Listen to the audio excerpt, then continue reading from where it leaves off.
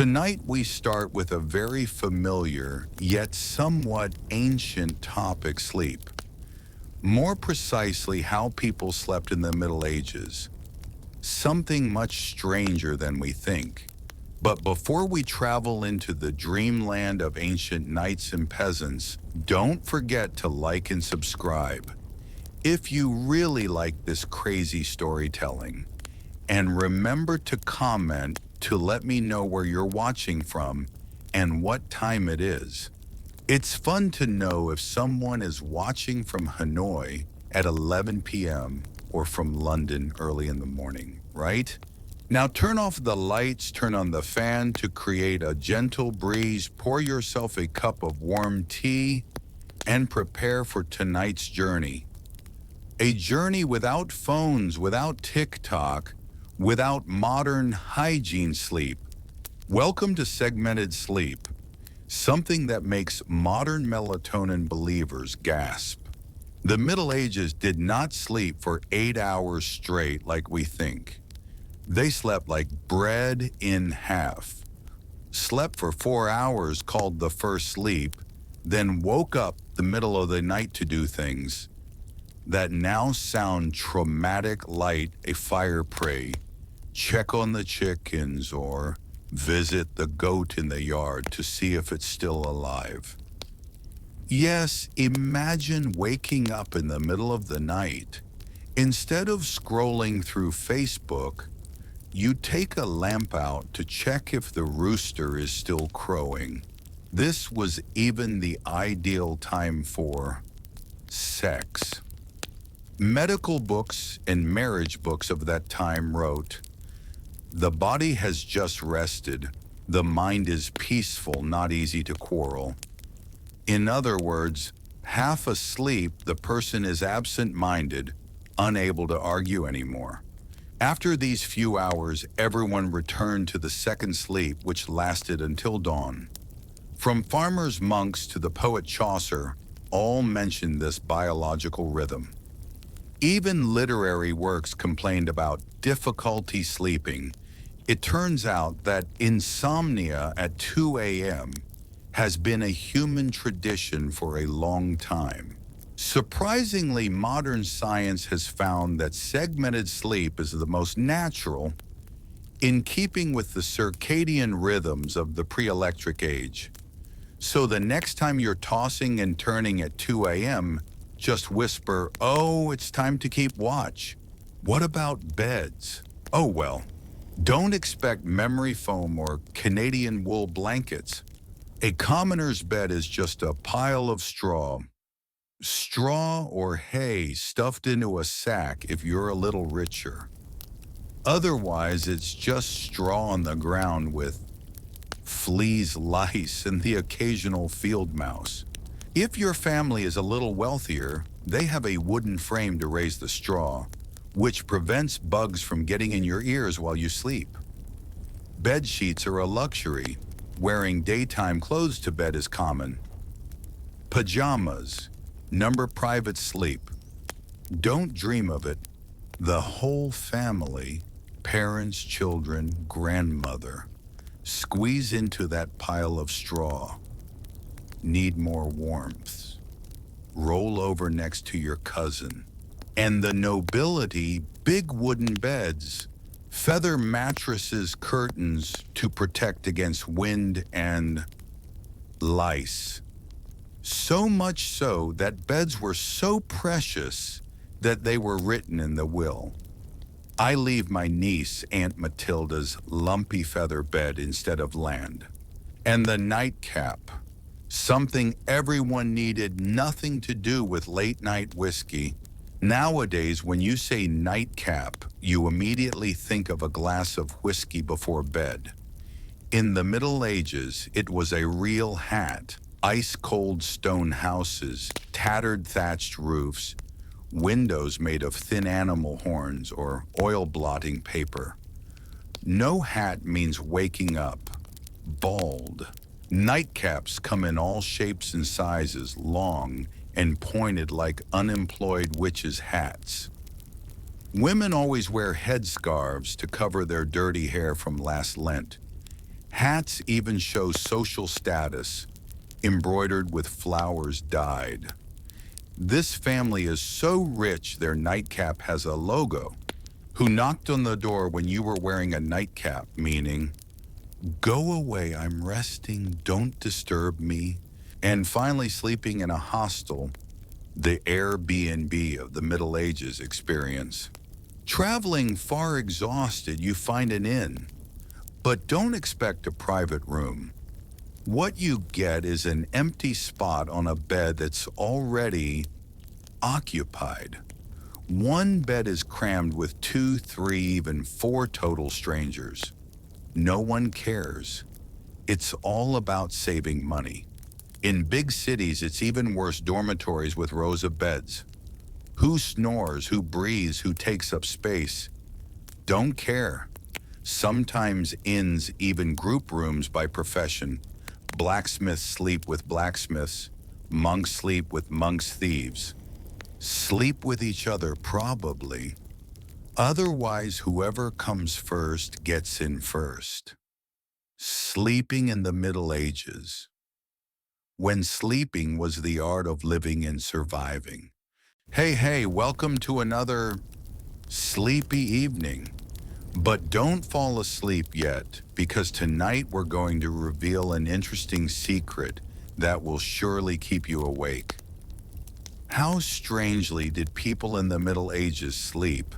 But before you turn on the hibernation mode, like the video, subscribe to the channel, and comment to let me know where you're watching from and what time it is, so I know who's still awake with me this long night. Get ready.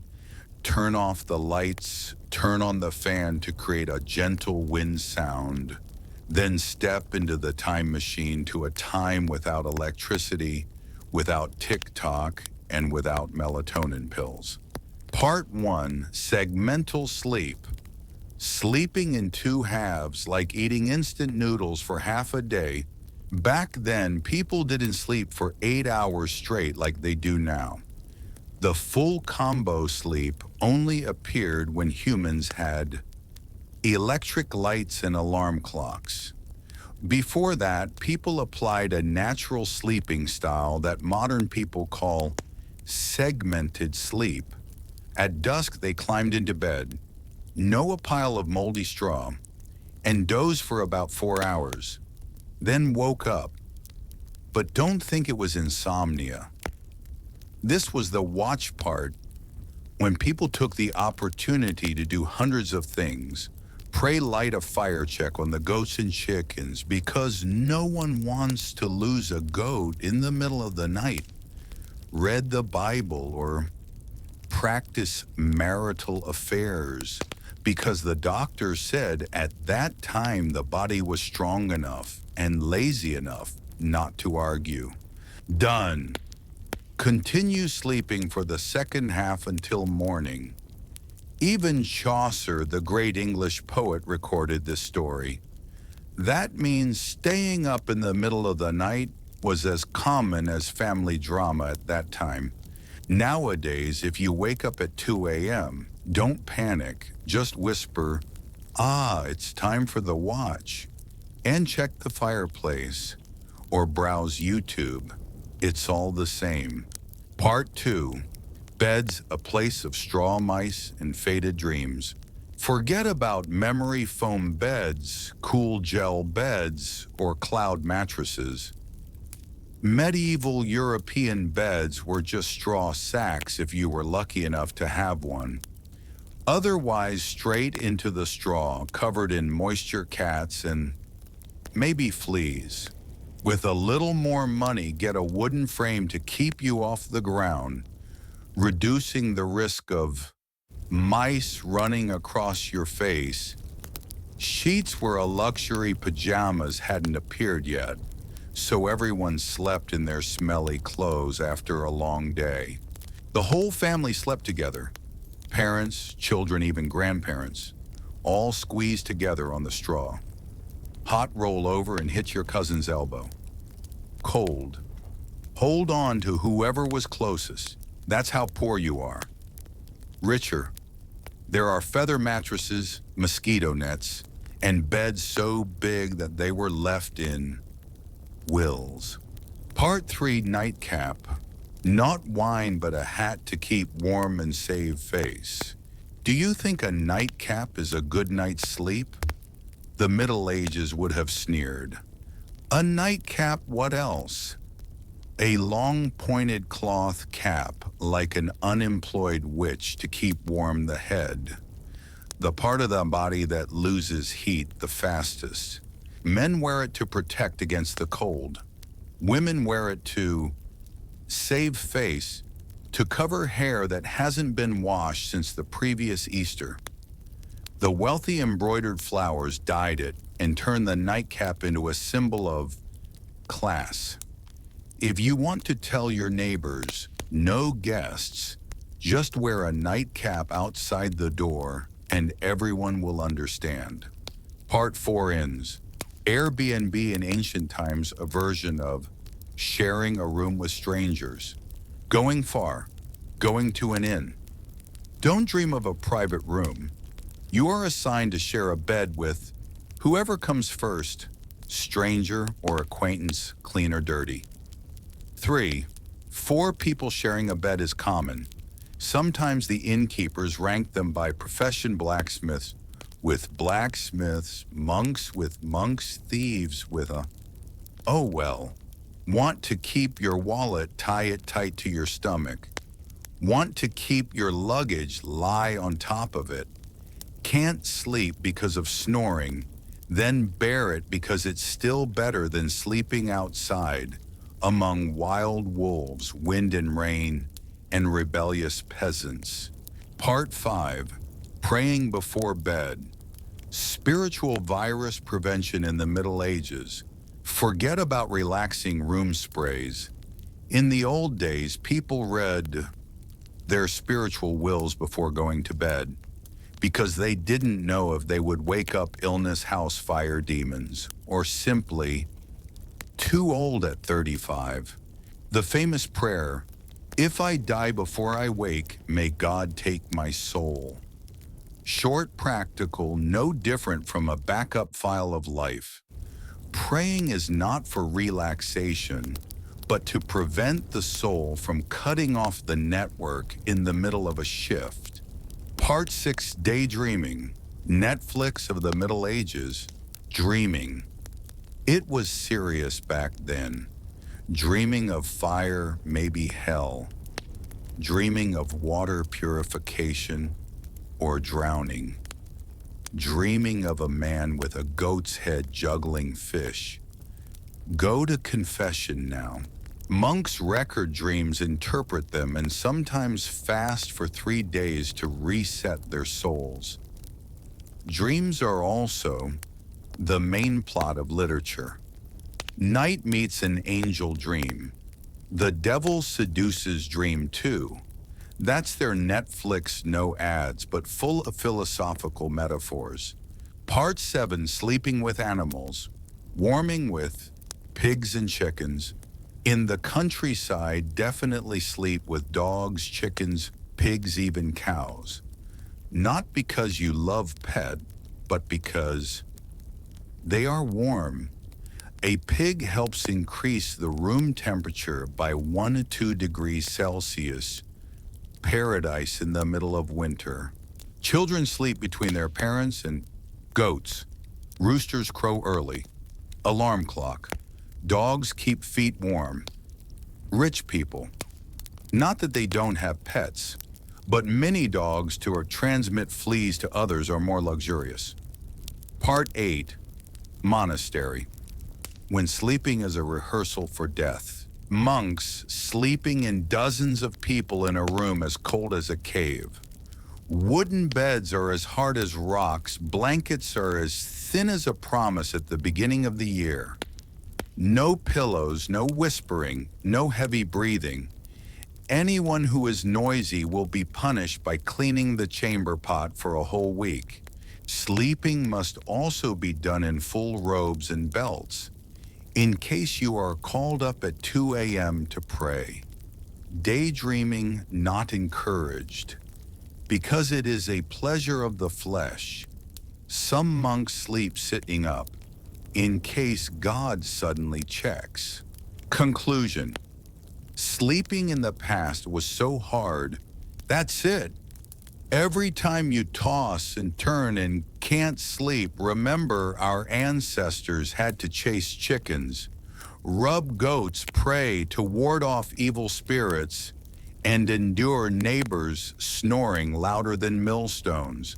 Wishing you a good night's sleep. And don't forget to turn on the fan gently, or you'll wake up thinking you're on Watch the Middle Ages, again wrapped in a personal torture chamber. Knights always on guard and often in hostile territory, sometimes slept in their armor. Not because it was comfortable, it wasn't, but because removing it was risky. In a battlefield camp or besieged castle, you never knew when a midnight raid or surprise attack might strike. Shedding armor meant vulnerability. Better to risk a sore back and bruised ribs than a sword in the gut. Of course, knights didn't sleep in full plate every night. That would have been unbearable. But they might sleep in chainmail or padded gamisons, still heavy, sweaty, and itchy, but faster to throw off if needed.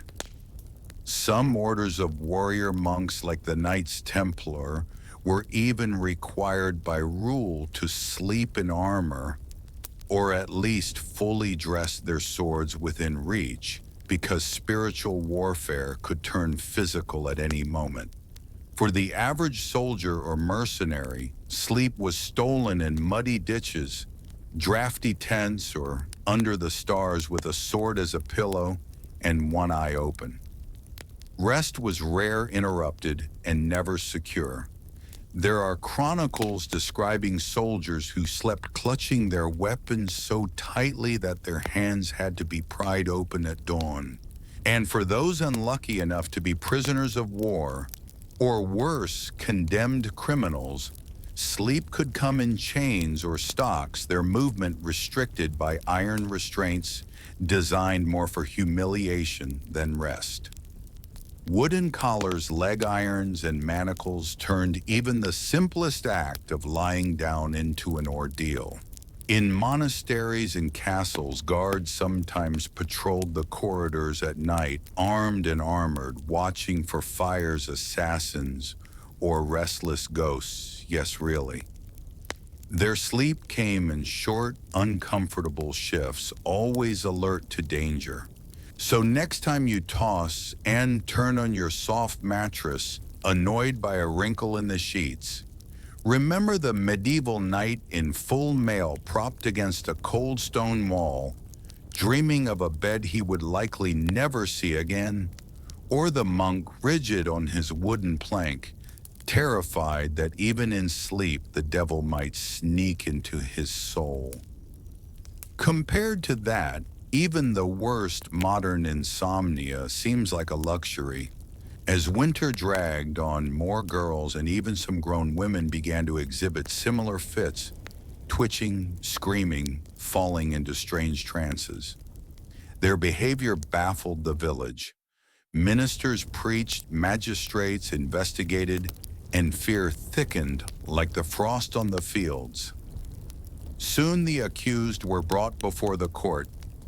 Tituba, Reverend Paris's enslaved servant from the Caribbean, was among the first.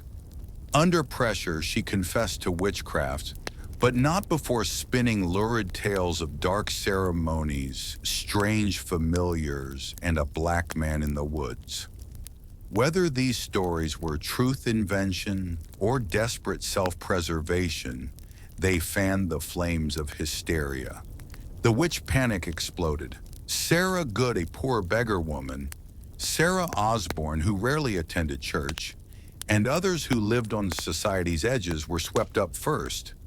But then came accusations against the upright Rebecca Nurse, a well-respected elderly matron of impeccable piety, John Proctor, a prosperous farmer who dared to criticize the trials, and even members of the local government. No one was safe. Neighbors turned on neighbors. Old grudges surfaced. Property disputes suddenly became matters of life and death. The Court of Oyer and Terminer, established to hear the cases, allowed spectral evidence testimony that the spirit or specter of the accused had appeared in dreams or visions. This impossible to prove charge made defense futile. People confessed to impossible crimes driven by torture terror or the desperate hope of mercy. 19 innocent men and women were hanged on Gallows Hill. Giles Corey, refusing to enter a plea, was pressed to death under heavy stones. Dozens more languished in foul jails, chained in the bitter cold. But by autumn, the frenzy faltered. Influential ministers, including Increase and Cotton Mather, urged caution. The governor, alarmed by the wild course of justice, disbanded the court. Accusations slowed. Those still imprisoned were gradually released. But the damage was done. Families were shattered. Reputations destroyed. Salem's soul scarred. For centuries afterward, people wondered what caused the madness, ergot poisoning, mass hysteria, religious repression, personal vendettas, all have been suggested. But perhaps the truth is simpler and sadder. Fear, once unchained, spreads like wildfire, especially in a world of deep superstition and deeper loneliness. Even in sleep, Salem's villagers could not escape the terror. Nightmares of witches, demons, and damnation haunted their fragile rest, as real to them as the crackling hearth or the snow drifting outside. And perhaps for some, sleep itself became suspect. After all, dreams were doors through which the devil might whisper. It's strange to think that while peasants in Europe wrestled with fleas and monks prayed through cold midnight hours, this distant frozen village wrestled with a fear no bedbug or bad humor could explain. A fear born not of the body but the mind, a darkness deeper than the winter sky. Thus ended Salem's brief tragic descent into nightmare. But its echoes remain in books and law, in the whispered warnings of history. A reminder that the real horrors are not always the ones in the dark, but the ones we bring with us into the light. A grim spectacle drawing crowds from nearby towns eager to witness the drama of Salem's unraveling sanity. Each confession or gasp fed the flames of paranoia. Each name added to the growing list meant fresh arrests, fresh fear. People began to wonder who among them would be next. Even the most upright citizens were not safe. Rebecca Nurse, known for her piety and kindness, was accused despite her sterling reputation. When she was arrested, many in the community were shocked, but no one dared defend her too loudly. After all, to doubt the court was to doubt God's will, and that was as dangerous as witchcraft itself. In court, Nurse maintained her innocence, but spectral evidence and the girl's convulsions sealed her fate. She was hanged that summer. The madness did not stop there. John Proctor, an outspoken critic of the trials, was also accused. His wife, Elizabeth Proctor, followed. Their servant, Mary Warren, wavered under pressure, first defending them, then accusing. The spiral of betrayal and fear was complete: servants against masters, neighbors against neighbors, families torn apart by suspicion. By August of 1692, the gallows had claimed 19 lives. Giles Corey, an elderly farmer, refused to plead either guilty or innocent. In response, the court ordered him pressed to death with heavy stones, a slow, brutal execution meant to force a confession. Corey's famous last words were simply, "More weight." As summer gave way to autumn, cracks began to appear in the court's authority. Ministers like Increase Mather and Cotton Mather, influential Puritan leaders, cautioned against the use of spectral evidence. The public's faith in the trials wavered as respected citizens hung on Gallows Hill. Governor Phipps, alarmed by the escalating chaos and pressure from Boston elites, dissolved the Court of Oyer and Terminer in October 1692. The tide had turned, but the damage was already done. Dozens languished in jail, some dying there. Families of the executed faced poverty, shame, and ruin. Salem itself was left fractured and haunted. In 1697, a day of public fasting and repentance was declared. Later judges like Samuel Sewall publicly confessed error. Restitutions were made small comfort to the grieving. The Salem witch trials left a permanent scar not just on Massachusetts, but on the American psyche. The trials became a symbol of the dangers of mass hysteria, religious extremism, and justice corrupted by fear. In the centuries that followed, they would be invoked during moments of national panic, from the Red Scare to modern conspiracy theories, as a warning. Reason must never be abandoned, even when fear demands it. But perhaps the most chilling legacy of Salem is this: it showed how quickly ordinary life could unravel, how friends could become accusers, how the need for safety could breed suspicion, and how in the darkness of uncertainty, even a peaceful village could destroy itself in the name of righteousness. As the cold New England winter closed in at the end of 1692, the executions stopped. The trials ended. But for Salem and for history, the nightmare was only just beginning. Chains so heavy they left permanent marks on her small body. When she was finally released, she was broken in mind and spirit, a child forever scarred by the madness of adults. Her story became one of the darkest symbols of the trials, proof that in Salem, no one was too young to be suspected of serving the devil. As the months dragged on, public sentiment began to shift. The sheer volume of accusations made people uneasy. Prominent citizens, those once thought above suspicion, were now being dragged to court. Families saw their neighbors carted off in chains. Merchants lost customers.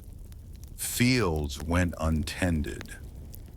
Life in Salem, once ordered by the strict but familiar rules of Puritan life, had become unrecognizable. The tipping point came when Governor Phipps' own wife was rumored to be under suspicion. Alarmed, he stepped in. On October 29, 1692, he dissolved the Court of Oyer and Terminer.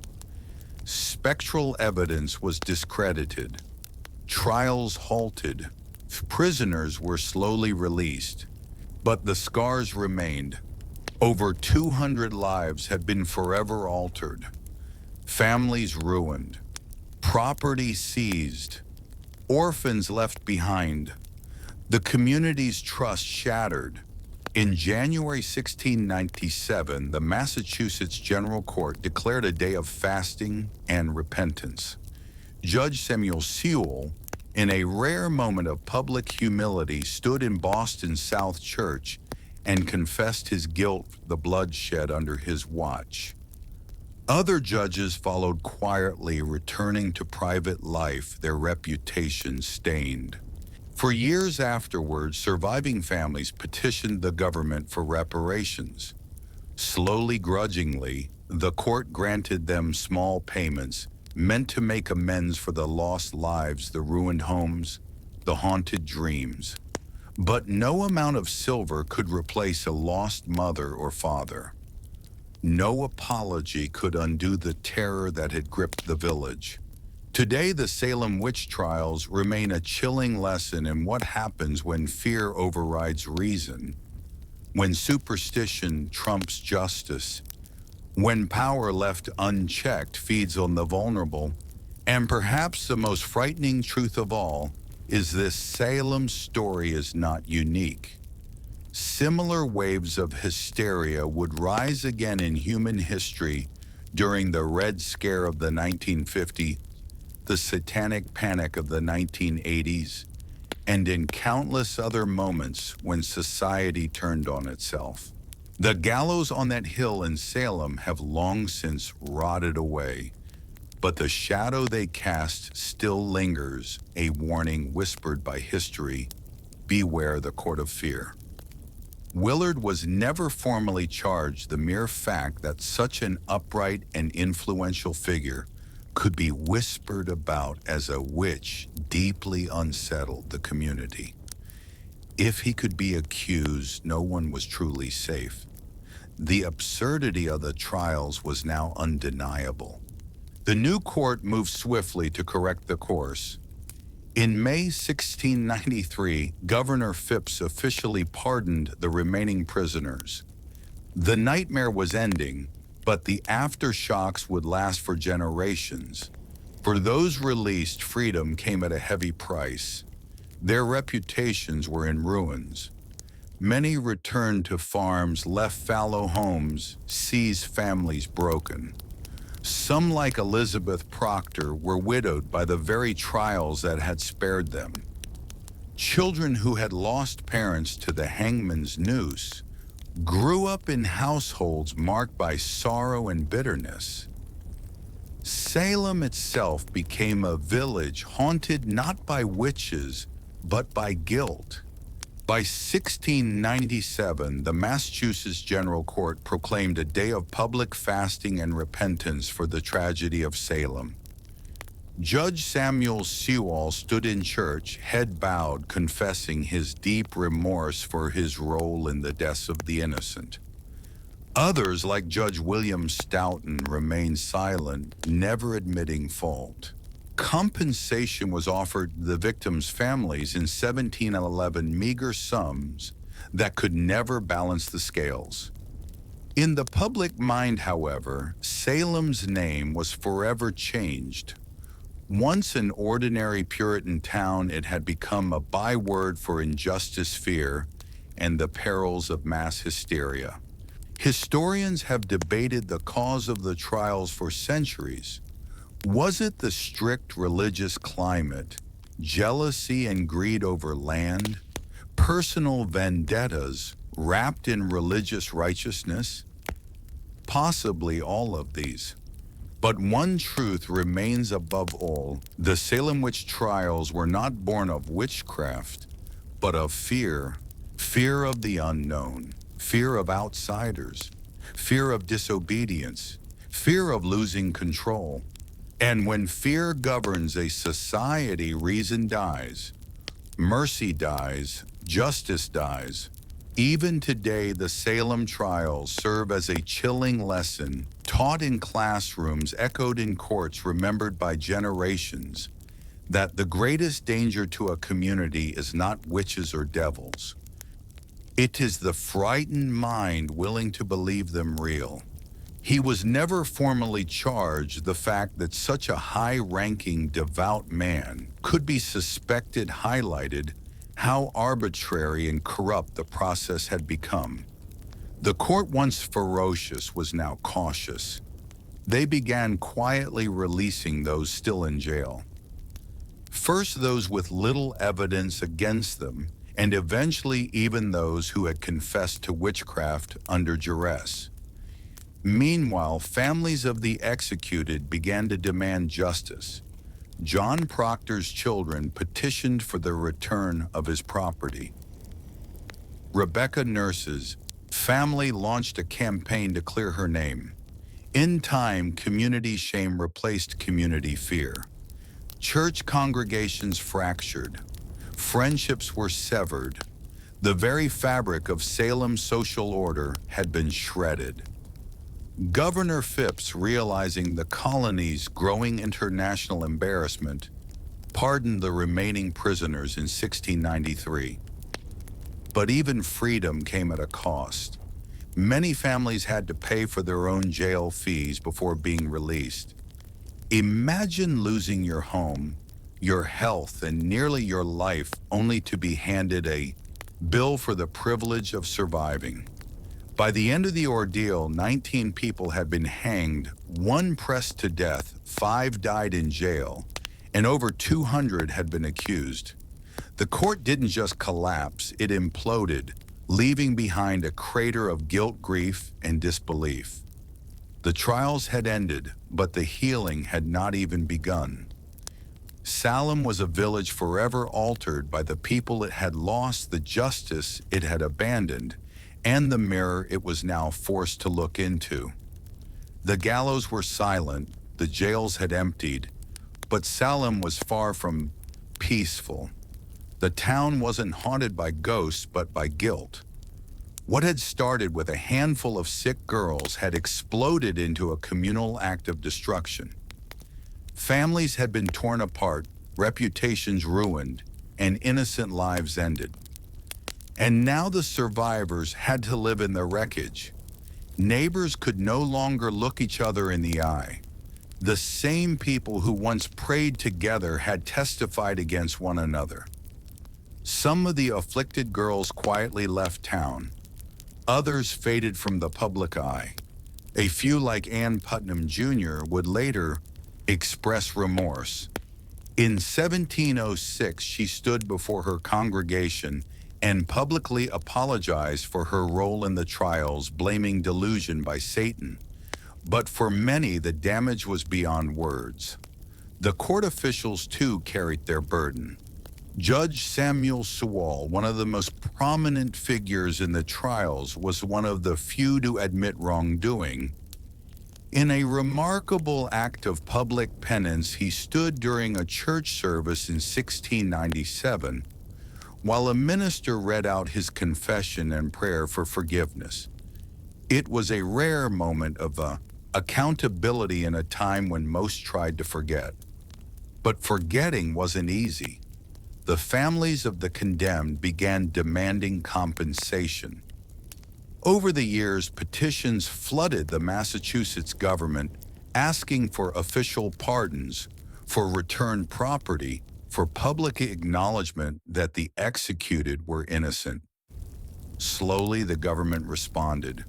In 1711, the colony passed a bill restoring the rights and good names of some of the victims, and offered limited financial restitution to their heirs. But even that wasn't comprehensive. Some families, like the Coreys and the Proctors, were left out entirely. Whispers of witchcraft never quite left New England, but in Salem, the shame became part of the town's identity. The village eventually changed its name to Danvers, perhaps to distance itself from its infamous past. Gallows Hill was never officially marked, as if the town hoped to bury not just the dead, but the memory of what had happened. But the memory persisted in sermons, in stories, in the silence between former friends. Salem had not been cursed by witches. It had been cursed by fear, by pride, and by unchecked power, and that curse would linger long after the execution stopped. The Salem witch trials ended more than 3 centuries ago, but their legacy continues to echo, not just in textbooks and historical tours, but in how we understand justice, fear, and the fragility of truth. What happened in 1692 wasn't simply a strange episode of mass hysteria. It was a breakdown of logic, compassion, and legal integrity. In the face of panic, ordinary people, farmers, midwives, ministers, became executioners simply by believing too easily and questioning too little. The courts meant to protect the innocent became tools of oppression. Religion was weaponized. Testimony became theater, and silence became guilt. One of the most chilling aspects of Salem's tragedy is how quickly it unfolded. In a matter of months, fear overcame fact. Old grudges disguised as spiritual warfare became death sentences. It didn't take demons or devils. It only took belief in them. But the trials also taught hard-earned lessons that would ripple through American society. In the years and centuries that followed, the Salem episode would be cited repeatedly in debates about due process and civil liberties. The U.S. Constitution, written nearly a century later, would explicitly prohibit things like ex post facto laws and bills of attainder measures that had in effect doomed the accused in Salem. The guarantee of a right to legal counsel, the right to face your accusers, and the requirement for concrete evidence were hard-won principles forged in part from the ashes of Gallows Hill. In modern times, the phrase witch hunt has become shorthand for political persecution or moral panic, though it's often used with little regard for the real terror those words represent. In truth, Salem was not a metaphor. It was a town where people were hanged for imaginary crimes betrayed by the very systems designed to protect them. Perhaps the most lasting lesson is this: fear unchecked can become its own form of tyranny. And when fear is legitimized by power, by courts, by churches, by governments, it becomes almost unstoppable. The Salem witch trials are a cautionary tale, not just of one village's descent into madness, but of how easily reason can fall when fear is given authority. The gallows may be gone, the courtroom's quiet, but the warning still stands. Truth is fragile. Justice is not automatic, and history has a habit of repeating itself unless we remember. Fulvia was born around 83 BCE into the elite yet slightly eccentric Fulvi family, an old plebeian house that had long since clawed its way into the upper echelons of Roman politics. Though not one of the oldest patrician clans, the Fulvi had produced consuls, generals, and orators. Their bloodline carried both ambition and a taste for disruption. Fulvia's father, Marcus Fulvius Bambalio, was known more for his bumbling speech than his political legacy. His nickname Bambalio literally referred to his stammer. But Fulvia, she was no stammer. She was born to command. From a young age, Fulvia would have been surrounded by the sharp-edged world of Roman power. Senators and generals debated policy in her home. Elections and treachery were daily news.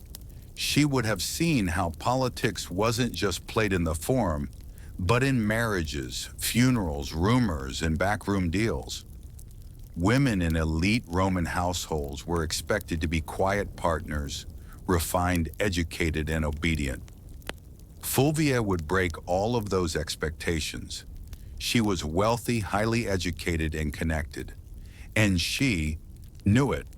While her early life remains hazy in the historical record, her later actions suggest a young woman who was observant, politically literate, and utterly unafraid. This wasn't someone who faded into the background. She had a strong personality, a sharp political mind, and a will to act even in the male-dominated space of Roman governance. This was also a period of unprecedented instability. The Republic was unraveling. Civil wars, populist revolts, and power struggles between generals like Sulla, Pompey, and Caesar were turning Rome into a pressure cooker. The old rules were collapsing, and Fulvia came of age right in the middle of it. Rather than recoil from chaos, Fulvia would learn to use it. Her early life didn't produce the kind of modest matron Rome idealized.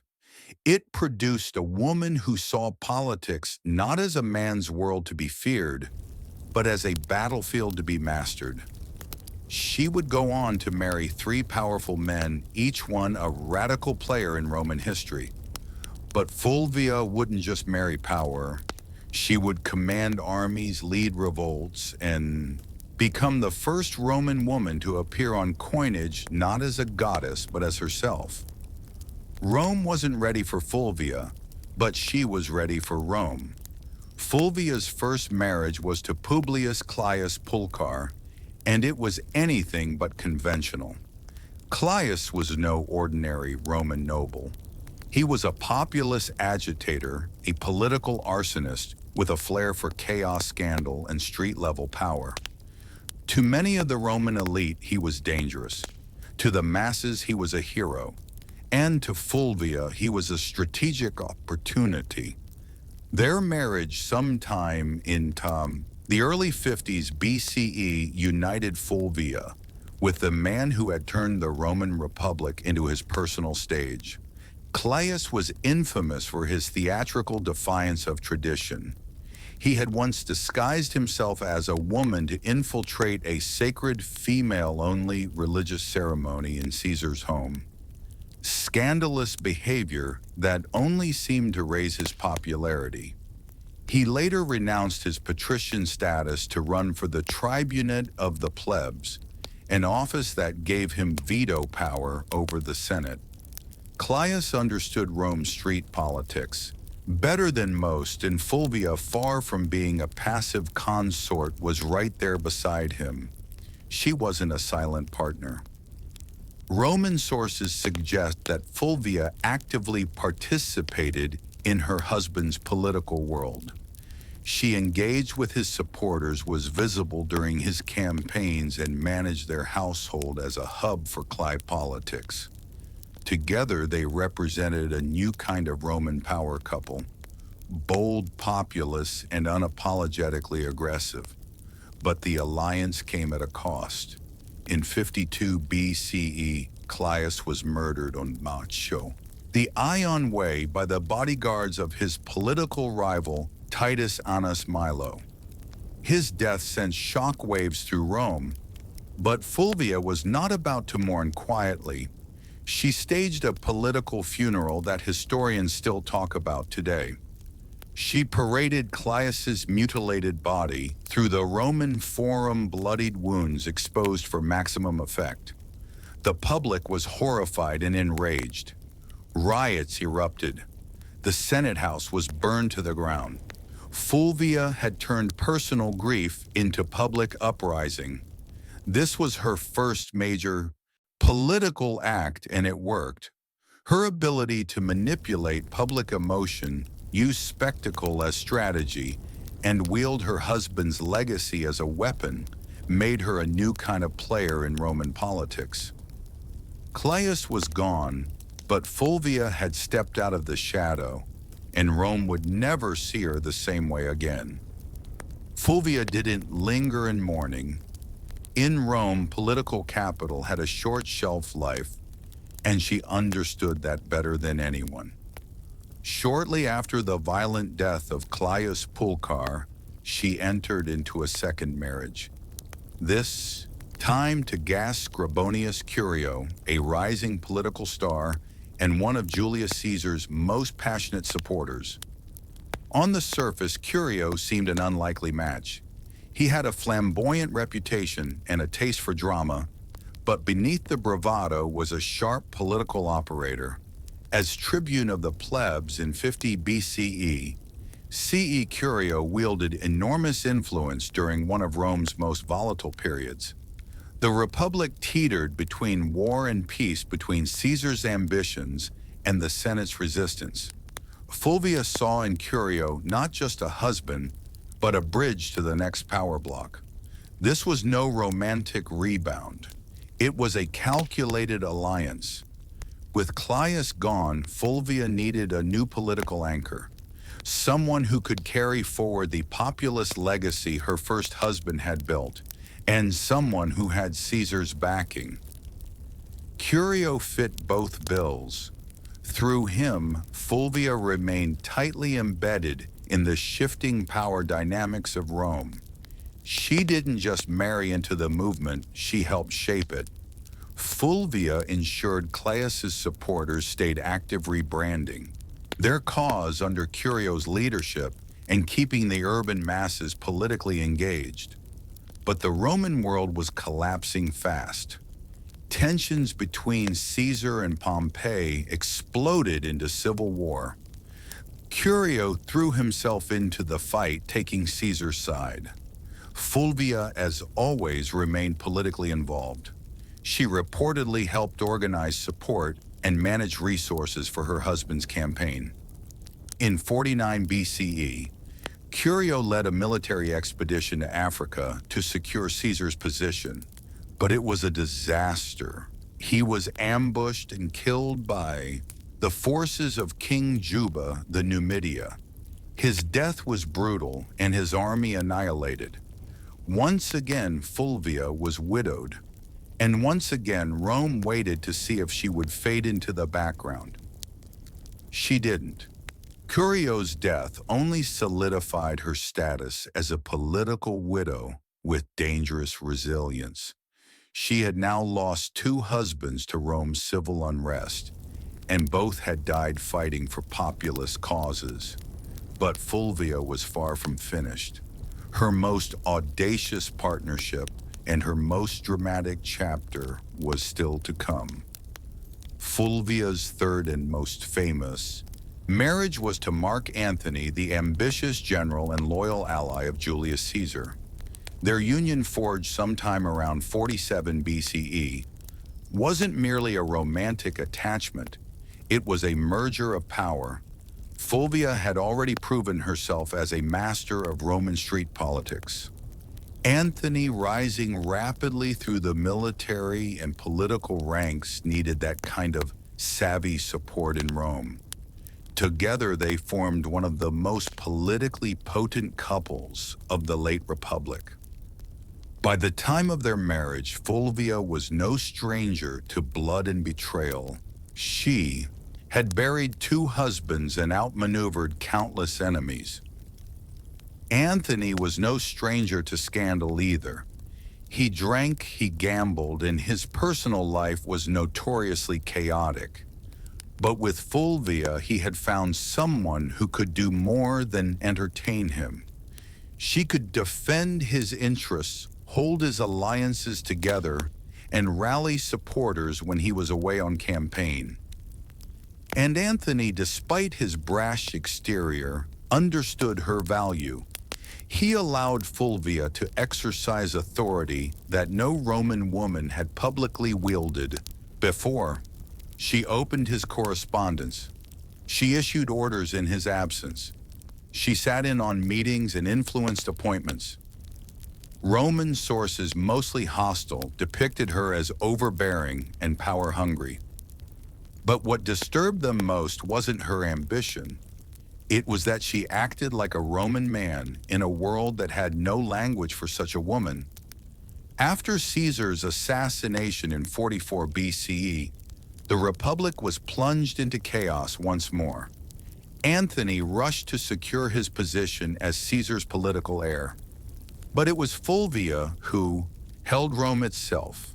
While Antony formed the second triumvirate with Octavian and Lepidus, Fulvia acted as his representative in the capital, managing patronage networks, coordinating with street gangs, and ensuring Antony's supporters remained mobilized. She even helped arrange Antony's official reconciliation with Octavian by marrying her daughter Cleia, to him an alliance that would later implode. In public, Fulvia appeared not just as Antony's wife, but as his proxy. Roman coins were minted bearing both Antony's image and her name, an unprecedented acknowledgement of her status. She wasn't hidden in the shadows of power. She stood in its full glare. But power in Rome was always borrowed, and Fulvia was about to test the limits of how far a woman could go before Rome snapped back. While Mark Antony pursued military campaigns and political deals across the Roman world, it was Fulvia who controlled the streets of Rome. She wasn't just his wife, she was his regent in all but name. In a period where violence, bribery, and raw influence kept order, Fulvia proved she could play the game as well as, if not better than, any man in the Senate. Rome, in the aftermath of Caesar's assassination, was a battlefield without swords. Power had become a moving target.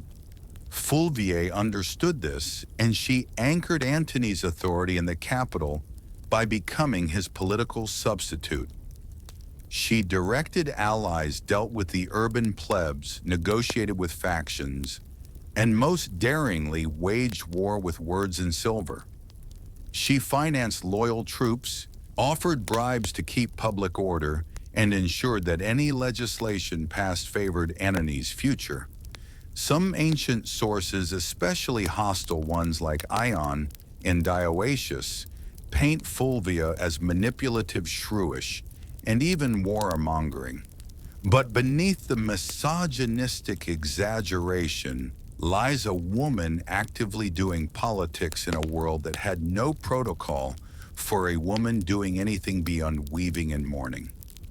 Fulvia was building coalitions backing military commanders and even issuing decrees, functions normally reserved for senators and consuls. She also made public appearances and maintained strong relationships with veteran soldiers, a politically vital demographic in the power struggles of the late Republic. While Antony was campaigning in the East, Fulvia was often the face of his authority in Italy, meeting with centurions, influencing decisions about land distribution, and reminding the soldier that their loyalty to Antony came with rewards. But this accumulation of power came at a cost. Roman aristocrats, particularly the faction aligned with Octavian Caesar's heir and Antony's increasingly bitter rival, resented Fulvia's influence. They viewed her as a meddling woman with too much sway over legion's laws and loyalties. Her ability to act without male guardianship was not just threatening, it was unprecedented. Fulvia wasn't naive. She knew the tension between Antony and Octavian was growing. She could see that their alliance was cracking, and she understood something that neither man seemed to fully grasp yet. The Republic wasn't big enough for both of them. So Fulvia began preparing for the next phase. Not diplomacy, but confrontation. She had stood behind power long enough. Now she was ready to take it into her own hands. In 41 BCE, Fulvia did the unthinkable. She went to war against Octavian, the future Augustus. And she didn't do it quietly. With her husband, Mark Antony, still stationed in the East Fulvia, and Lucius Antonius, Antony's younger brother, and a consul, took it upon themselves to challenge Octavian's authority in Italy. The cause, ostensibly, it was to defend Antony's interests and protect the land rights of Roman veterans loyal to him. But underneath it all, Fulvia's fingerprints were everywhere. This was not just politics. This was a military rebellion led by a Roman woman. The first and only time in Roman history that a woman would actively provoke and organize a civil war. The conflict known as the Parisine War was triggered by Octavian's controversial land redistribution program, which displaced many Italians to reward his soldiers. Fulvia seized on the growing discontent, portraying Octavian as a tyrant and traitor to Caesar's legacy. With Lucius acting as her front man in the Senate and Fulvia organizing behind the scenes, they raised 8 legions and seized the city of Perugia, modern-day Peru. Make no mistake, this was Fulvia's war. Ancient sources suggest she was more invested in the conflict than Lucius himself. She rallied troops, stirred the public, and even corresponded with generals.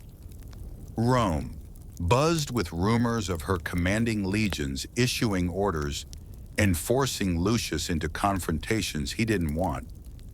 Octavian, though, surprised, acted quickly. He besieged Peru through the winter of 440 BCE, cutting off supplies and hammering the city into submission. Fulvia, stuck between dwindling food and political betrayal, watched her bold gamble unravel. By early 40,000 BCE, the city surrendered. Lucius Antonius was spared, likely as a gesture to avoid alienating Antony, but Fulvia was exiled. The woman who had once commanded riots, marriages, armies, and public opinion was now deemed too dangerous for Roman soil. She was sent to Sicyon in Greece, where she hoped to reunite with Antony, but Antony didn't come running. The once powerful alliance between husband and wife had eroded in the fog of war and distance. Fulvia had acted in his name, but perhaps without his blessing. She had dared to do what no Roman woman had before wage a civil war. And now the Republic had made her pay the price. Banished from Rome, Fulvia landed in Sicyon, a city in Greece that had become a kind of diplomatic purgatory for failed power players. She had gone to war not for personal gain, but in her husband's name. She believed she was defending Mark Annoni's interests, his honor, and perhaps their shared vision of Rome. But what awaited her in exile wasn't a hero's welcome. It was silence. Fulvia had risked everything: her status, her alliances, her life, and yet Antony did not immediately rush to meet her. In fact, by the time Fulvia arrived in Greece, Antony was already entangled with Cleopatra in Egypt. Whether their romantic relationship had begun or was merely brewing, the symbolism was crushing. While Fulvia was raising legions, Antony was raising goblets at banquets beside a queen. The betrayal cut deep, not just personally, but politically. Fulvia had fought a war to protect Antony's power in Italy, and in response he let her hang out to dry. Some ancient historians, especially Plutarch, suggest that Antony was furious with her for launching the Parisian War without his direct approval. Others argue he welcomed her downfall. It cleared the way for a marriage alliance with Octavian, something Fulvia would have never tolerated. Still, Fulvia wasn't entirely without supporters. Some of Antony's troops, fiercely loyal to her, urged reconciliation, but her health had begun to fail. After enduring siege, exile, and betrayal, Fulvia died in Sicyon in 40 BCE, possibly from illness, stress, or heartbreak, or all three. She was around 43 years old. Her death provided Antony with a clean political exit. He met with Octavian shortly afterward and agreed to marry Octavian's sister Octavia as part of a renewed peace treaty. The triumvirs were temporarily united again, but only because Fulvia, the one woman bold enough to challenge their designs, was gone. Fulvia's legacy would soon be overshadowed by Cleopatra, whose myths nearly every Roman woman of the period. But make no mistake, Fulvia was the prototype. She didn't wield power from behind a curtain. She marched into it, stood at the center, and dared to command armies in a world that treated women as furniture. Rome didn't know what to do with her, so it erased her. But the ashes of her rebellion would linger, and her story was far from ordinary. After Fulvia's death in 40 BCE, the men she had once maneuvered, Antony, Octavian, and even her former allies, began the quiet work of rewriting her legacy. She couldn't defend herself, so the narrative was shaped by her enemies and the uneasy survivors of her ambition, and like so many powerful women in history, Fulvia became a scapegoat. Ancient sources, mostly penned by men with vested interests, painted her as the reason for the Peruvian War. The rift between Antony and Octavian, and even the general disorder of the Republic. Aion Dionysius and Plutarch depict her as overbearing, jealous, and driven by a lust for power. They blamed her for dragging Lucius Antonius into conflict, for antagonizing Octavian, and even for Antony's eventual estrangement from Rome. But were these accusations fair? Hardly. Fulvia had operated within a political climate where violence and manipulation were expected, at least if you were a man. She was no more ambitious than Caesar, no more aggressive than Pompey, and far less ruthless than Octavian would eventually prove to be. Her only true deviation was that she was a woman acting like a Roman man, and Rome didn't know how to digest that. She wasn't cloistered in the home, weaving quietly, or serving as a political ornament. She was writing letters to generals, organizing street mobs, and commanding loyalty from troops. And that made her dangerous not just to Octavian, but to history itself. Even Mark Antony, the man whose legacy she had fought to preserve, conveniently blamed Fulvia for the civil strife. After reconciling with Octavian and marrying his sister Antony, used Fulvia's death as a diplomatic cleansing. Her memory became the price of his political survival. There were no monuments raised in her honor, no grand funeral, no mourning speeches in the Senate, just silence. Yet her enemies couldn't erase her entirely. Fulvia had done too much. She had raised armies, steered elections, negotiated alliances, and fought a civil war. She was the first Roman woman whose name appeared on coinage, not as a deity or metaphor, but as a political agent. The damage to her reputation was deliberate, but so was her presence in the historical record. Despite every attempt to bury her behind caricature and slander, Fulvia refused to vanish. Her defiance still echoes. You just have to listen past the men. Fulvia's story ends in silence, but her legacy is anything but quiet. In the centuries that followed her death, historians and writers struggled to place her in Rome's grand narrative because Fulvia broke every rule of what a Roman woman was supposed to be. She didn't just advise power from the shadows, she became power.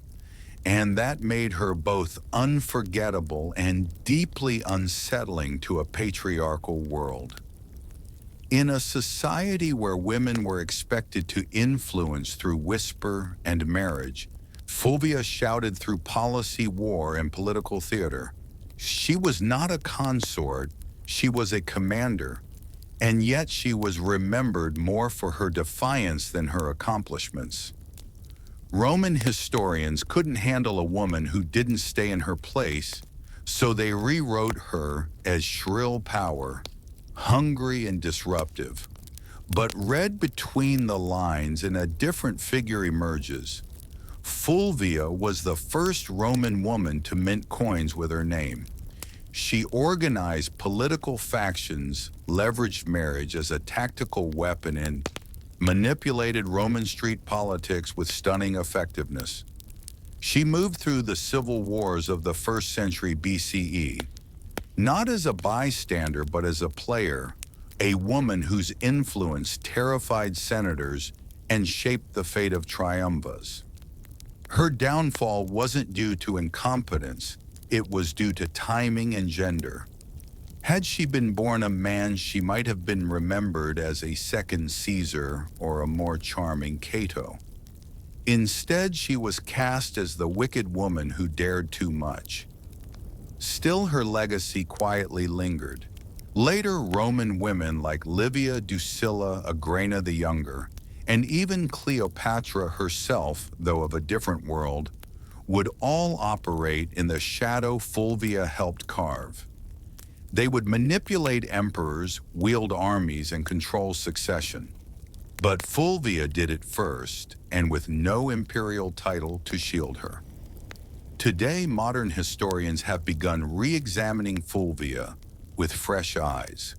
No longer a cautionary tale, she is being recognized as one of the most politically active women in Roman history. Someone who tested the boundaries of female power and paid the price.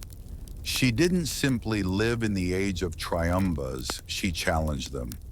And while Rome may have tried to erase her Fulvia left fingerprints in every corner of its collapse, not a footnote of force, a woman centuries ahead of her time.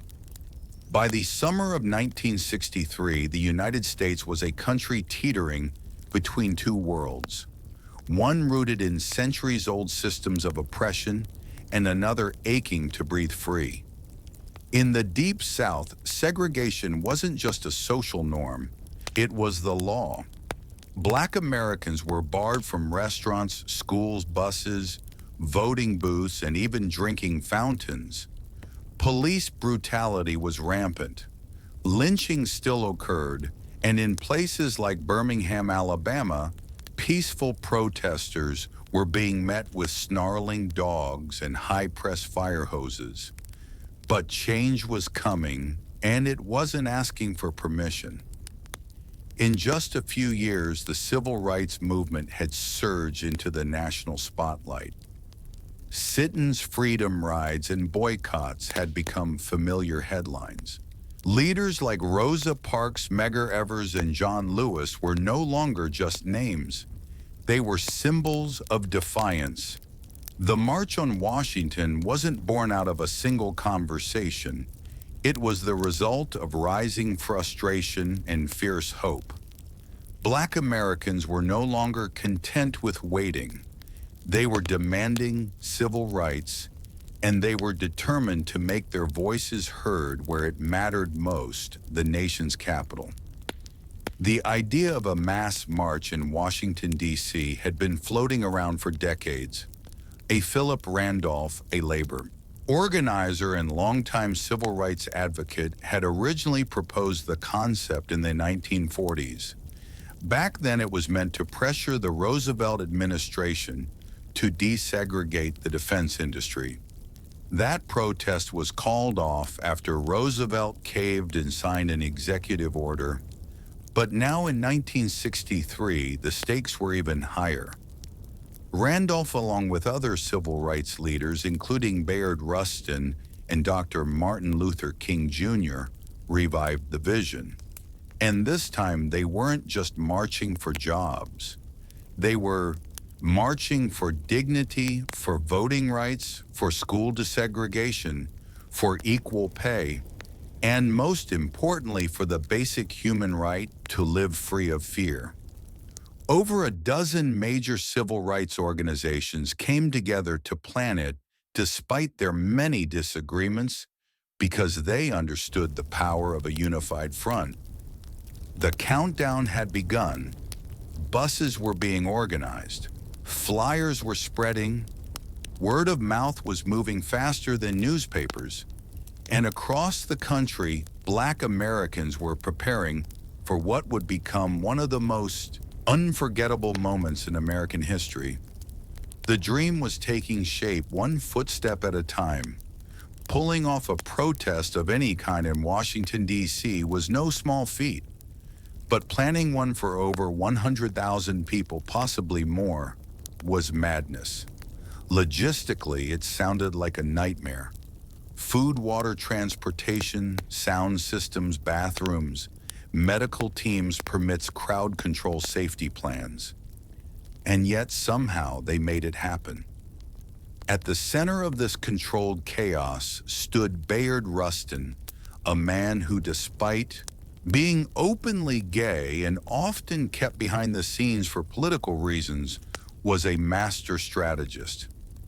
Rustin had once studied nonviolence directly under Mahatma Gandhi's followers in India. He had marched, been jailed, beaten, and surveilled by the FBI. But nothing fazed him. He saw the March on Washington as a chance to show the world what disciplined, nonviolent protest could achieve when coordinated with military precision. In just 8 weeks, Rustin and his team transformed the idea into a reality. The march was officially called the March on Washington for Jobs and Freedom, and it was deliberately framed to include both racial justice and economic opportunity. That dual message was no accident. While Dr. King would later become the spiritual symbol of the day, it was Randolph and Rustin who made sure the demands were just as much about unemployment, minimum wage, and workers' rights as they were about civil rights. Meanwhile, tensions simmered beneath the surface. President John F. Kennedy and his administration were nervous, deeply nervous. They feared riots, backlash, or worse, bloodshed. Civil rights leaders assured them the protest would be peaceful. Still, the National Guard was on standby. Hospitals in D.C. were put on alert, and liquor sales were banned for the day. Federal workers were even told they could stay home. And then there was the question of unity. The Big Six civil rights organizations, NRACP, CPS, SNCC, SCC, National Urban League, in Randolph's Brotherhood of Sleeping Car Porters, often clashed over tactics. Some wanted more radical action, others more diplomacy. SNCC's young firebrands were growing impatient with King's nonviolent approach, but they all agreed on this. The time for silence had passed. Rustin's plan read like a military operation. Every bus and train was tracked.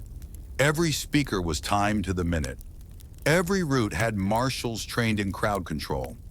They weren't just planning a march. They were orchestrating a moment that would shake the conscience of a nation. August 28, 1963. A sweltering Wednesday in Washington, D.C. The sun was already hot by 9 a.m., and the humidity clung to the skin like a second shirt. But it didn't stop them. From every corner of the country they came. Black, white, young, old students, clergy, factory workers, and celebrities. Some wore their Sunday best, others clutched protest signs. They came by bus, train, carpool, and even foot. Over 250,000 people in total converging on the National Mall like a rising tide of hope. And yet there was no chaos. Despite the government's fear of riots and unrest, the scene was astonishingly calm. Volunteers directed foot traffic. The Red Cross handed out water. Groups sang freedom songs, held hands, and cheered as new marchers arrived. You could hear gospel choirs near the reflecting pool and chants of jobs and freedom echoing off the marble columns of the Lincoln Memorial. Celebrities joined in too.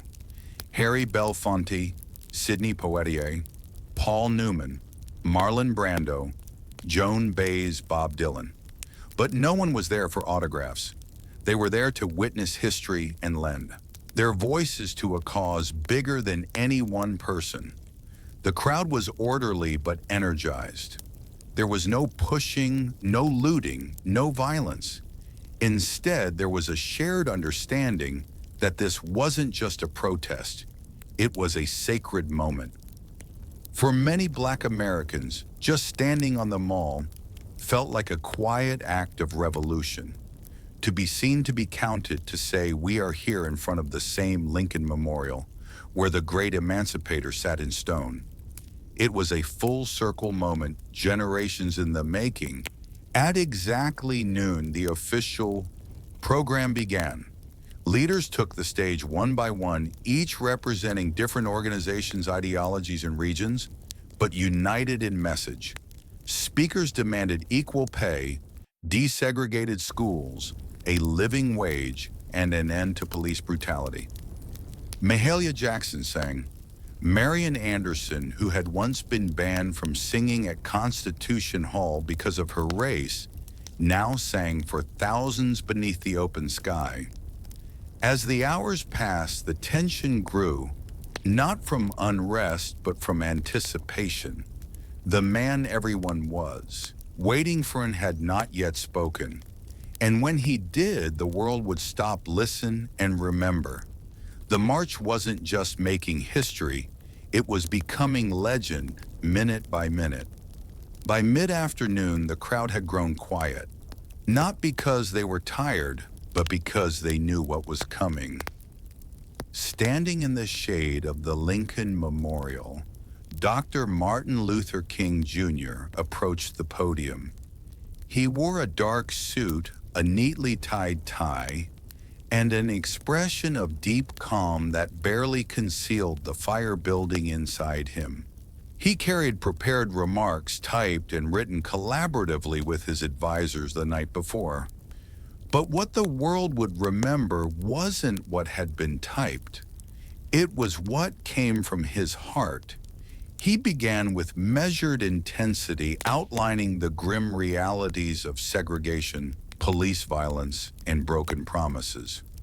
100 years later, he said, referring to the Emancipation Proclamation, "The Negro is still not free." His voice rose and fell like a sermon. He used repetition, rhythm, and silence, not as fillers, but as instruments. The crowd listened in rapt attention, some nodding, some wiping away tears, others holding signs that simply read "now." But it was what happened next that changed the tone of the entire event, and arguably the trajectory of the civil rights movement itself. Standing just behind King was gospel legend Mahalia Jackson, who had sung earlier that day. She suddenly cried out, "Tell them about the dream, Martin. Tell them about the dream." And King did. He set aside his notes, gripped the podium, and launched into a passage he'd delivered before, but never like this. "I have a dream," he said, and the crowd leaned in. "I have a dream that one day this nation will rise up and live out the true meaning of its creed." Each phrase rang louder, clearer, more resolute.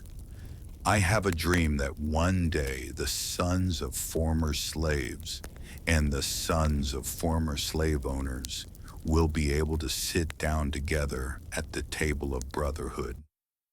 I have a dream that my 4 little children will one day live in a nation where they will not be judged by the color of their skin, but by the content of their character." It wasn't a speech anymore. It was a vision, a prayer, a lightning bolt through history. By the time King closed with the words, free at last, thank God Almighty, we are free at last," the crowd erupted, applause, tears, shouts of joy. They knew they had just witnessed something more than oratory. They had heard prophecy. The power of the March on Washington wasn't just in the speeches or the music. It was in the people. The sheer scale of humanity gathered that day was overwhelming. They came from Mississippi, Michigan, Alabama, New York, California, and everywhere in between. Some were seasoned activists who had marched a dozen times before. Others had never left their hometowns until now. They packed lunches, rode buses for over 20 hours, and slept in their church clothes just to be there. Many were ordinary people, maids, teachers, steel workers, postal clerks, who saw themselves not as political figures, but as witnesses. They didn't just want change, they were the change. There were also children in the crowd, young black girls with ribbons in their hair, boys with hand-drawn signs.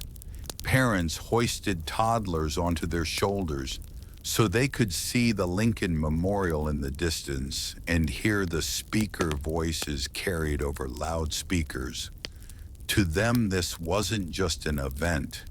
It was the beginning of a new world. Some faces stood out. There was a young John Lewis, just 23 years old, representing the Student Nonviolent Coordinating Committee SNCC.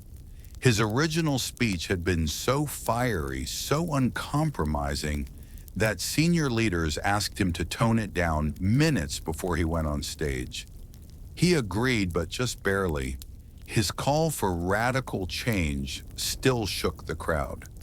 And then there was Daisy Bates, the only woman to speak that day, not on her own behalf, but reading a prepared statement on behalf of other civil rights women. The organizers had faced criticism for sidelining female voices. Bates's brief but powerful message underscored a harsh reality. Even within a movement about equality, some voices still struggled to be heard. Also present were union organizers, rabbis, nuns, priests, and students of every background. They didn't all agree on strategy. Some favored King's nonviolence. Others leaned toward Malcolm X's more militant posture. But for that one day, those differences didn't matter. Unity won out. It was a visual symphony of American possibility. White and black hands linked in solidarity. Freedom. Now buttons pinned to chests and the sound of 250,000 souls breathing as one. The faces in the crowd weren't just watching history unfold. They were shaping it, and none of them would ever forget what they saw. While the world saw unity, inspiration, and poetic justice on the steps of the Lincoln Memorial behind the scenes, the March on Washington was anything but simple. What looked like a perfectly synchronized movement was in truth held together with string sweat and a lot of last-minute compromise. Bayard Rustin, the chief architect of the march, had to battle not just logistics, but politics. He was constantly under scrutiny, not just because he was openly gay and a former communist, but because some civil rights leaders feared his identity would be used to discredit the movement. In fact, Congressman Adam Clayton Powell had once threatened to publicly accuse Rustin and Dr. King of being lovers if King didn't remove Rustin from an earlier campaign. That threat haunted every stage of planning. Then there was the issue of women's voices. Despite the critical roles played by women like Ella, Baker Diane Nash, and Dorothy Height, none were invited to deliver major speeches on their own. Rosa Parks was in the crowd that day, revered by all, but she was not given the microphone. Behind the powerful optics of the march lay the truth. The movement still struggled with its own hierarchies and blind spots. Even within the Big Six organizations, friction bubbled. SNCC leaders were growing increasingly disillusioned with the slow pace of change and the older generation's insistence on moderation. They wanted to confront systemic racism more aggressively. CORE had similar frustrations, but unity was deemed too important just for one day. Meanwhile, the federal government watched with clenched teeth. J. Edgar Hoover's FBI had assigned over 100 agents to spy on organizers. They bugged hotel rooms, followed key figures, and compiled dossiers. They were convinced the march would turn violent or that communists would hijack the event. When nothing of the sort happened, they simply doubled down on their surveillance, especially of Dr. King. And let's not forget money. The march cost over $250,000, equivalent to millions today. Most of it was raised through unions and sympathetic donors, but organizers scrambled until the final hour.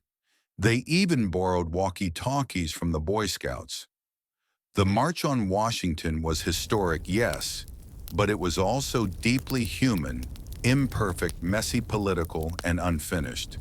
Just like the country it sought to heal. The sun began to dip behind the Washington Monument as the crowd slowly dispersed. People hugged, cried, sang, and lingered as long as they could, reluctant to leave what felt like sacred ground. But the march was over. The speeches had been delivered. The signs had been raised high. The world had watched. And now the question hung heavy in the humid August air. What happens next?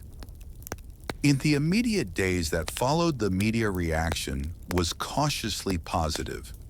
Major newspapers acknowledged the historic nature of the event, though often with a tone of detached curiosity.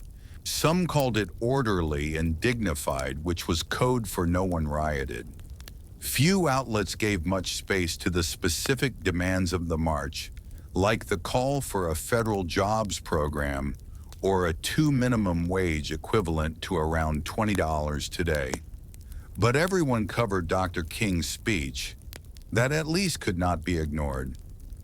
President John F. Kennedy, who had initially opposed the idea of the march, watched it unfold on television with growing admiration and perhaps surprise. He called the event impressive and met with civil rights leaders at the White House immediately afterward, but legislative movement remained slow. His proposed Civil Rights Act was still stalled in Congress, caught in the claws of Southern opposition. Some activists were disappointed. They had hoped the march would result in immediate action. Instead, it was back to the grind, organizing, marching, resisting, and mourning those who paid the price for justice. Just weeks later, that reality hit hard. On September 15, 1963, 4 black girls were killed in the 16th Street Baptist Church bombing in Birmingham.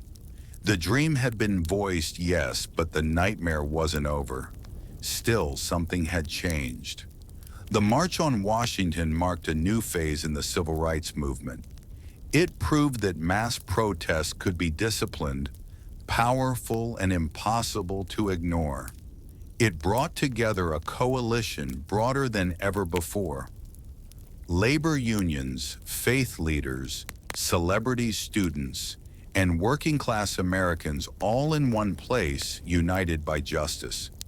And most of all, it gave the movement a voice, a dream, a speech that would be quoted, studied, and echoed across the world.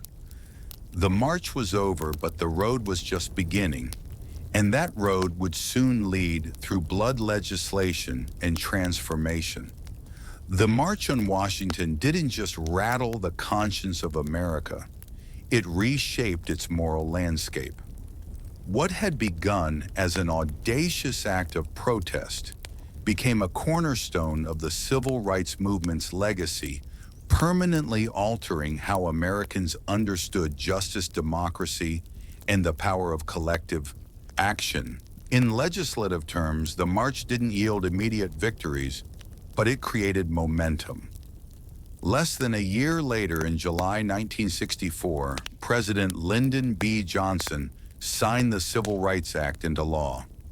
It outlawed segregation in public places and banned employment discrimination based on race, color, religion, sex, or national origin. And in 1965, the Voting Rights Act followed, striking at the very heart of Jim Crow laws. Would these bills have passed without the march? Possibly. But would they have had the same moral force, the same undeniable public pressure? Probably not. For Martin Luther King Jr., the speech that day propelled him into a new realm. He went from respected leader to global icon. But fame came with cost, surveillance threats, and ultimately assassination in 1968. The dream he spoke of on those steps would become more poignant, more tragic, and more revered with each passing year. For the broader movement, the march showed what unity could achieve. It gave organizers a blueprint for large-scale mobilization, and it inspired a generation of activists both in the U.S. and abroad. Anti-apartheid organizers in South Africa, student protesters in Europe, and future human rights leaders across the globe would cite the March on Washington as a model. But the legacy isn't just historical. The language of the march, the idea of jobs and freedom, the image of peaceful resistance, the echoes of "I have a dream" still pulses through modern protest. From the Million Man March to Black Lives Matter rallies, echoes of 1963 reverberate with every chant and every cardboard sign in Washington, D.C. King's Memorial now stands just across the tidal basin from the Lincoln Memorial. Visitors walk past his towering likeness, carved in stone, with words from that August day etched into the granite. But the real memorial isn't in stone. It's in classrooms, voting booths, marches, and voices refusing to stay silent because the dream wasn't meant to rest in history books. It was meant to be lived. And the legacy of that summer afternoon still dares us to do just that. More than 60 years have passed since that summer afternoon, when over 250,000 people stood shoulder to shoulder beneath the shadow of the Lincoln Memorial. The March on Washington has been immortalized in textbooks, documentaries, and museum exhibits. Dr. King's speech is taught in schools. His voice, steady and strong, echoes in national memory like a sacred refrain. But for many, the question remains, has the dream been realized, or has it merely been delayed? In some ways, progress is undeniable. The legal framework of segregation was dismantled. Voting rights, though now under fresh assault in many states, were won through blood marches and court battles. The presence of black lawmakers, judges, mayors, and even a two-term U.S. president was unthinkable in 1963. Interracial marriage, once illegal in much of the country, is now protected by federal law. These are not small things. They are victories carved out by relentless struggle, and yet the original demands of the March ones, often overshadowed by King's speech, still echo unresolved. The call for a living wage still unmet. Racial disparities in education, housing, employment, and healthcare remain entrenched. Police brutality, the very thing that sparked much of the early civil rights organizing, continues to ignite outrage and protest. The dream of true economic justice, of a country where opportunity is not predetermined by zip code or skin color, is still far from reality. Modern movements like Black Lives Matter have taken up the mantle, often using the imagery and rhetoric of the 1963 march as both inspiration and indictment. They march through the same cities, chant on the same streets, and demand the same basic human rights. But they do so in a world transformed by social media surveillance and new forms of resistance. The March on Washington was never meant to be the conclusion. It was a flashpoint, a stake in the ground that said, this is who we are, and this is what we demand. It was a declaration, not a resolution. So the dream remains battered, challenged, reinterpreted, but still alive. Whether it is deferred, distorted, or one day fulfilled depends not on the past, but on us. On the choices we make, the injustices we confront, and the courage we summon to march again and again until the dream becomes a shared lived reality.